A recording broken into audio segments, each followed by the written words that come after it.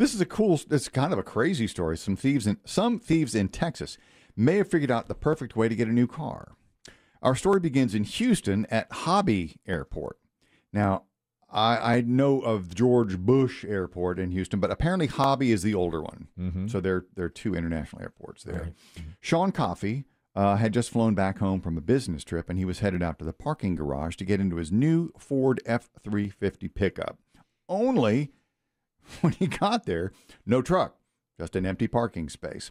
Sean was confused. He is a regular flyer out of Hobby, and he says he's even gotten to know some of the staff at that particular parking lot. Mm-hmm. Well, this past Wednesday night, Sean had just landed. The employee said, "Oh, yeah, that truck."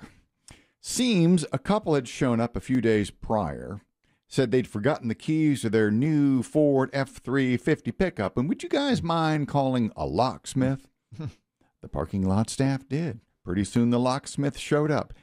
Despite the couple not having any ID, no keys, and no parking ticket, the locksmith made him a new key on the spot, and off they drove. Get out. Get out. They do that. They'll just, without checking ID. That's got to be a breach of locksmith protocol. I think it's as bad as it gets for a locksmith. Yeah. I mean, they just drove off with a key.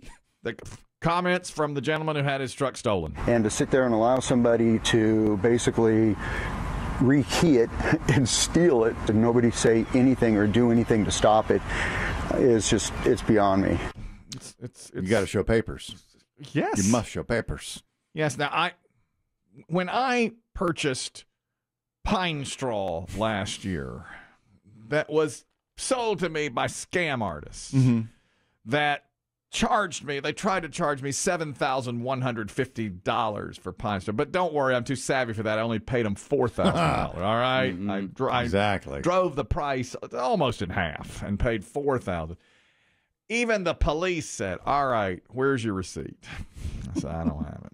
They said, "What name was on the side of the truck?" I said, "I don't know it." I said, "What did the man leave a card?" No. "What credentials did they give you?" I said, "None." Were they insured and bonded? I don't know. I doubt it. What's with the question, cop?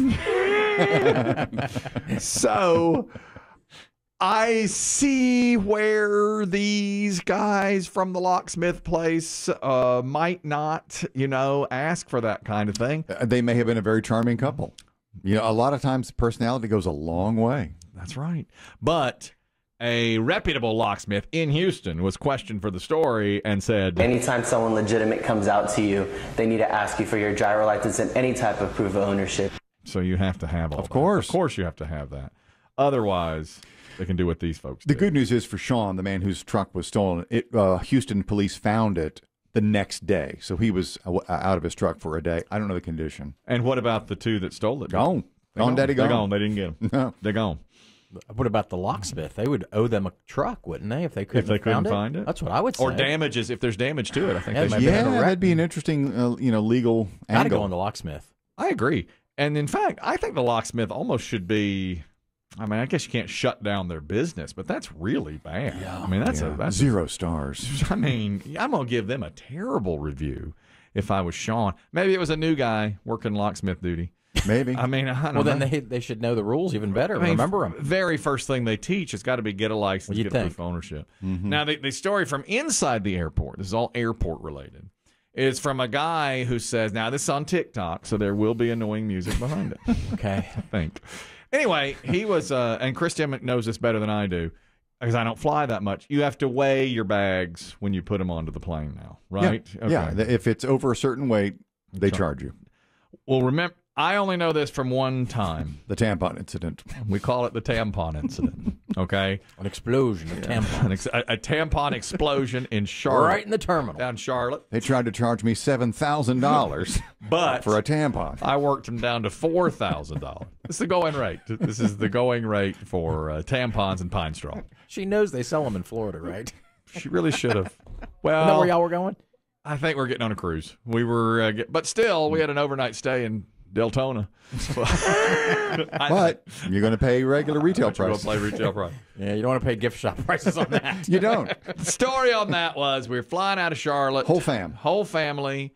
And I told my wife for a week, make sure we're packed when I arrive home at 10:30 a.m. because we got to bust it. It was Easter weekend or Labor Day, a lot of traveling, Memorial Day weekend. I mean, a lot of airport traveling. You had to drive to the airport, and you get on a plane, then you get on a boat. That's right. And I said, we have absolutely no time to spare. Well, I get home, and the house looks like we're moving. There's so much stuff put around. And I look at her. These bags aren't packed. And I said, you call this packed? And she's like, don't you start with me. And I said, I'll start with you if I want to start with you. And she goes, we got a bigger problem. We got to get these bags packed. And I said, yeah, I've only been telling you for a week to pack these bags. I can't tell you how much that. I've known you a long time. I know how good that makes you feel. Deep down, despite the rage, I know there's a part of you that's like, yes, I told you. Yeah. I know I told you. And you know that I know. The Bickersons. And I know that you know that I know. Yeah. Now pack them up. Move them out. So, do you need all this underwear? We're throwing stuff. Now, we're throwing stuff in every bag we got. And they're so full. Kids, get in here and sit on your mom's bag. Barely zip them. I can barely zip. You know how that goes. And we get to the airport, and again, no time to spare at all. We're late. You're running through there. Yeah, it was a very tense drive. Like Home Alone. That's right. Yes. And then we get, and it's so crowded. I mean, it's just people, just waves of people. And we and I didn't know you had to weigh the bags. I'm not a traveler. Chris Demm is a traveler. Mm-hmm. We get up there and say, weigh the bags. All right. So one of them goes up there, and it's like 65 pounds. Another one is 30 pounds. Well, 50 is the magic number. Mm-hmm. And so I said, let's transfer 15 pounds from one bag to the other. Not always possible. My wife said, pay the $100. Pay the man. I'm not paying the man. I will not pay the man. No, I'm not paying $100 because you didn't pack for a week. She didn't pinch your arm, but you paid the man. It was a very, very tense discussion. So I said, no, we're moving it over. When the bag I unzipped, she had packed her tampons, and they flew out. Packed too tight. Oh, my God. They flew out like... Under pressure. Yes. Like the waters at the Bellagio. Like a firework. Baby, you're a firework. You know what would go well with that? That new string music. Yes. As we open the bag. Yes. That's exactly... The boom's where they go. In slow motion. Yeah. And everybody there... Everyone's face freezes. Yes. Are those tampons? Mothers covering their children's eyes. Run screaming. And my son looks up from whatever device he's on for the first time in 2 hours. Gross, Mom, are you on your period? Causing all eyes to turn toward him. Yeah. I told her later if I had to do it over again, I'd do the same thing. You should have been packed.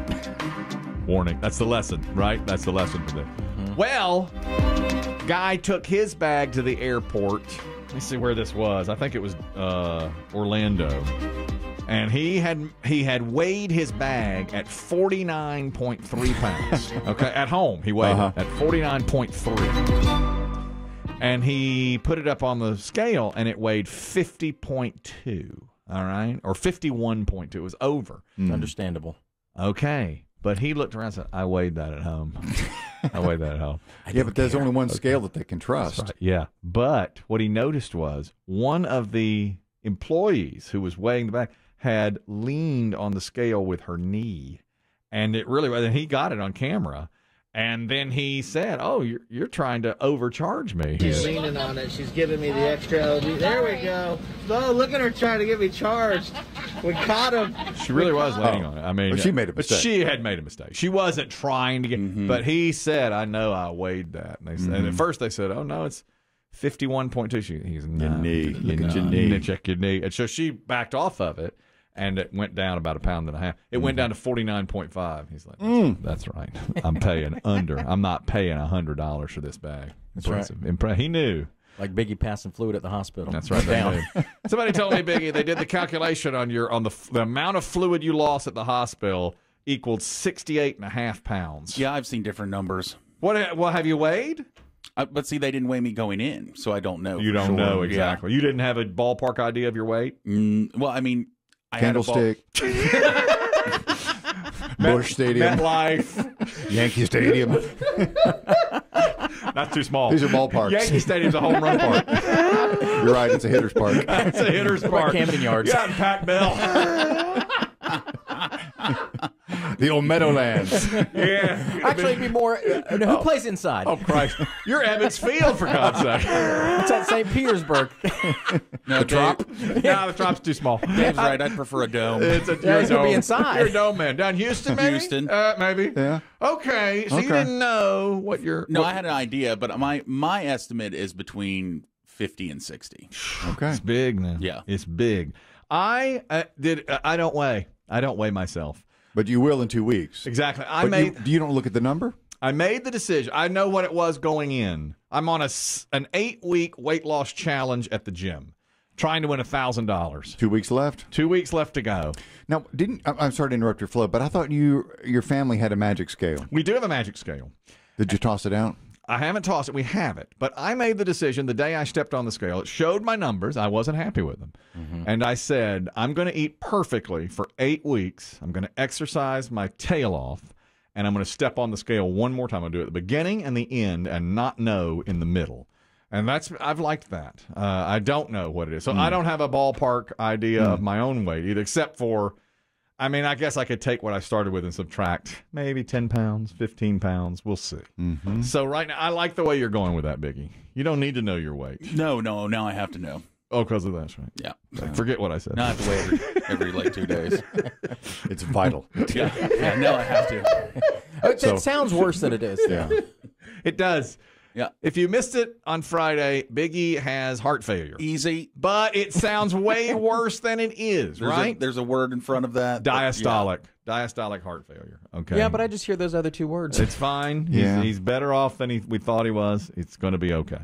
It's a different life now. It's a different life, no sodium, that kind of thing. All right. Back from the airport, we continue. That So, last back to story. airport. This Texas guy is interesting. A 13-year-old boy in Texas learned the hard way about horseplay last Wednesday night.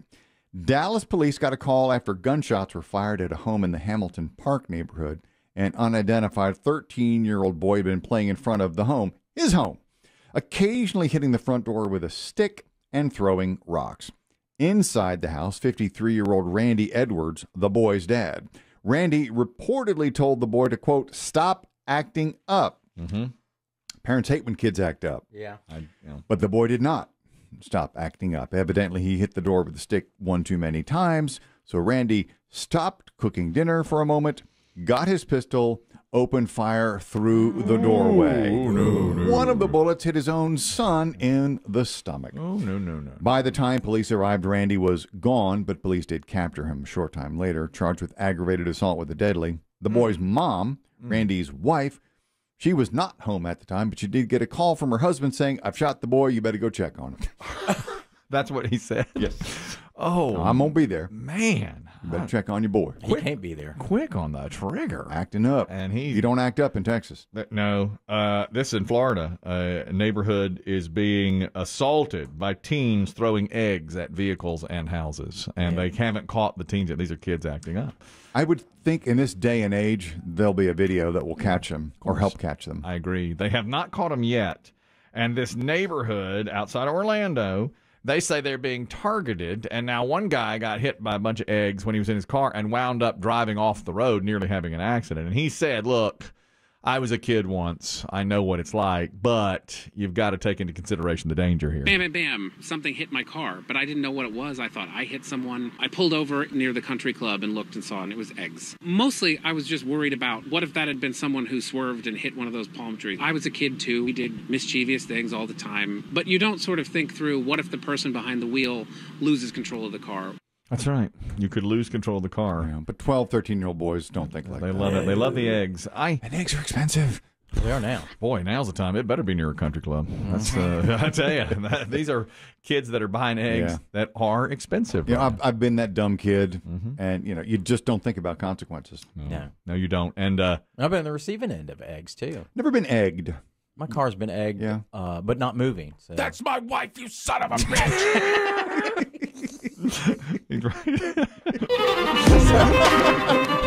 you got And here come the eggs. This is the running the eggs.